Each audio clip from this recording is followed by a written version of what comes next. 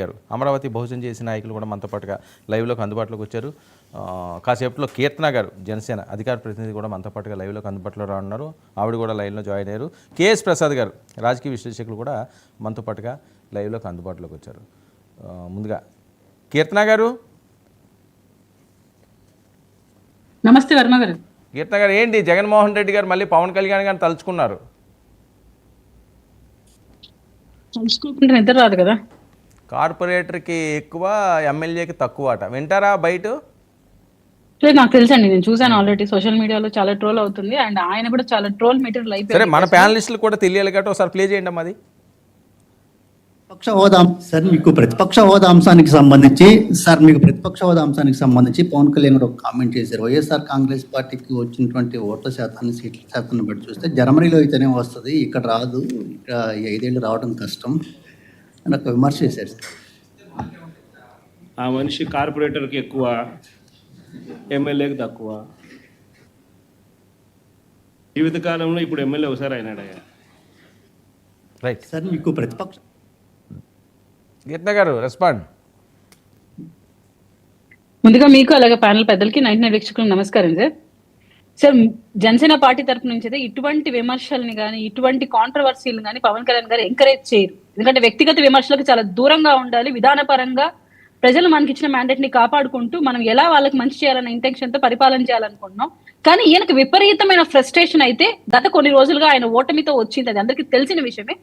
అది దీనికి కారకులు పవన్ కళ్యాణ్ గారని ఆయన మనసులో బాగా ఫీడ్ చేసుకున్నారు ఆయన. ఎందుకంటే ఈ పొత్తు కానీ కుదరకపోయి ఉంటే ఈ గెలుపు అనేది జరిగి ఉండదు. సో దీనికి కారకులైన పవన్ కళ్యాణ్ గారిని ఎలాగైనా టార్గెట్ చేయాలి. గత 5 ఏళ్ళుగా టార్గెట్ చేసి ఆయన్ని రాటు తేల్చేశాడు. తన మంత్రుల చేత, ఎమ్మెల్యేల చేత విపరీతంగా పవన్ కళ్యాణ్ గారి వ్యక్తిగత జీవితం గురించి మాట్లాడించి ఆయన ఏకంగా చొప్పు చూపించే స్థాయికి ఈయన జీవితాన్ని దిగజాల్చుకున్న వ్యక్తి జగన్మోహన్ రెడ్డి గారు. అది చాలదన్నట్టు ఇప్పుడు ఇంత నీచమైన స్థాయికి ఎందుకు దిగజారుతున్నారా అనేది రాష్ట్ర ప్రజలకు అర్థం కాకుండా డైవర్షన్ పాలిటిక్స్ లో భాగంగా ఏమైనా డైవర్ట్ చేయడం కోసం, ఏదైనా విషయాన్ని డైవర్ట్ చేయడం కోసం, నేను స్పెసిఫిక్ గా చెప్తున్నాను, ఏదైనా విషయాన్ని డైవర్ట్ చేయడం కోసం డైరెక్ట్ గా ఈరోజు పవన్ కళ్యాణ్ గారిని డిప్యూటీ సీఎం గానే టార్గెట్ చేశారని నాకు ఒక చిన్న డౌట్ సార్.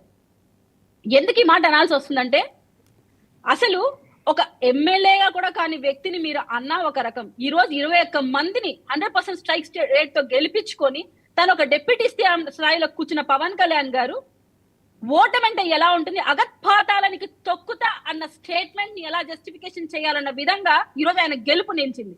అటువంటి పవన్ కళ్యాణ్ గారిని ఈయన కార్పొరేటర్ స్థాయితో కంపేర్ చేస్తున్నారంటే ఏదైనా ఈయనకి రాజకీయాల పట్ల అవగాహన లేకుండా ఉండాలి, విధి విధానాల పట్ల గౌరవం లేకుండా ఉండాలి, లేదు గత సీఎం గా ఆయనకున్న బాధ్యత మర్చిపోయినా ఉండాలి. ఎందుకంటే ఈ రోజు నేను చెప్పకూడదు కానీ ఒక్కసారి మీ సోషల్ మీడియా ఓపెన్ చేసి చూస్తే ఎంత నీచంగా ఈయన మీద ట్రోల్స్ జరుగుతున్నాయంటే, జైలుకి బెయిల్కి మధ్య ఊగిసలాడే బతుకునేది, 175 స్థానాల్లో నిలబడితే 11 సీట్లకు కూడా పరిమితమైన బతుకునేది, ముండకి ముత్తేదుకు తేడాలని తెలియని బతుకునేది, ఇలా చాలా చాలా చాలా ట్రోల్ అవుతున్నారు. ఇంత ట్రోల్ అవ్వాల్సిన అవసరం జగన్మోహన్ రెడ్డి గారికి ఉందా? విమర్శ చెయ్యొచ్చు, ఎలా చేయాలి? సూపర్ 6 పైన మాట్లాడొచ్చు, రాష్ట్ర అభివృద్ధి పైన మాట్లాడొచ్చు, అప్పుల పైన మాట్లాడొచ్చు, రాజధాని అంశం పైన మాట్లాడొచ్చు. కానీ కేవలం వ్యక్తిగతంగా ఉన్న గ్రెడ్జ్ని చూపించుకోవడం కోసం డైరెక్ట్ గా పవన్ కళ్యాణ్ గారిని టార్గెట్ చేస్తూ జగన్మోహన్ రెడ్డి గారు ఈ రోజు పవన్ కళ్యాణ్ గారి పైన అటాక్ చేస్తూ మాట్లాడారు. ఇది ఖండించడానికి నేను కూడా ఆయన స్థాయిలో దిగజారి జైలుకి బెయిల్కి మధ్య ఊగిసలాడే బతుకుని ఇదే ఒక మాట అనడానికి ఎంతసేపు పడుతుంది? లేదు కోడికత్తి బాబాయ్ గొడ్డలి గురించి కంపేర్ చేస్తూ మాట్లాడడానికి ఎంతసేపు పడుతుంది? సో జగన్మోహన్ రెడ్డి గారు ఆయన స్థాయిని ఎందుకు మర్చిపోతున్నారు? ఆయన మాజీ సీఎం గా ఉండి ఇలాంటి స్టేట్మెంట్స్ ఇస్తే శ్రీరెడ్డికి, పోసాని కృష్ణమురళి గారికి, జగన్మోహన్ రెడ్డి గారికి తేడా ఏముంటుంది? మీరు ఒక మాజీ సీఎం అండ్ ప్రస్తుత ఎమ్మెల్యే, మీకు కార్పొరేటర్ కి ఎమ్మెల్యే గల వ్యత్యాసం కూడా తెలియకుండా మీరు మాట్లాడుతున్నారంటే నాకు డౌట్ వస్తుంది. పవన్ కళ్యాణ్ గారి స్టేట్మెంట్ లో తప్పే ఉంది. ఏపీలో గత ప్రభుత్వంలో మీరే అసెంబ్లీ సాక్షిగా జగన్మోహన్ రెడ్డి గారు ఒక స్టేట్మెంట్ చెప్పారు. నేను ఇక ఆ వీడియో గత మన డిబేట్ లో కూడా చూపించాను. చంద్రబాబు నాయుడు గారు, మీ దగ్గర 23 సీట్లు ఉన్నాయి, దాంట్లో ఒక 18 మంది ఉన్నారు, మేము 5 మందిని తీసేసుకున్నామంటే మీకు ప్రత్యేక హోదా పోతుంది అన్నారు.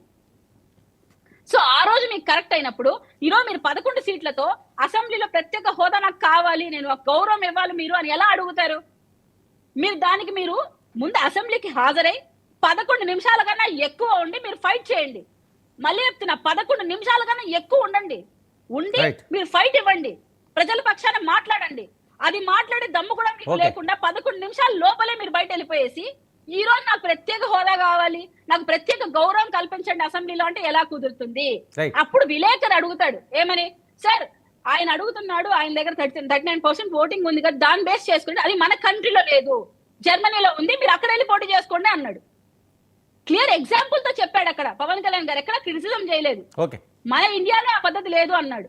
దానికి మీరు మాట్లాడుతున్న మాటలు జగన్మోహన్ రెడ్డి గారు వెనక్కి తీసుకోవాలండి, లేకుంటే ఇది చాలా తీవ్ర స్థాయిలో ఆయన స్థాయిని ఆయన దిగదార్చుకోవడం విధంగా అవుతుంది. ఓకే రమేష్ గారు. నమస్తే అండి వర్మ గారు. మీకు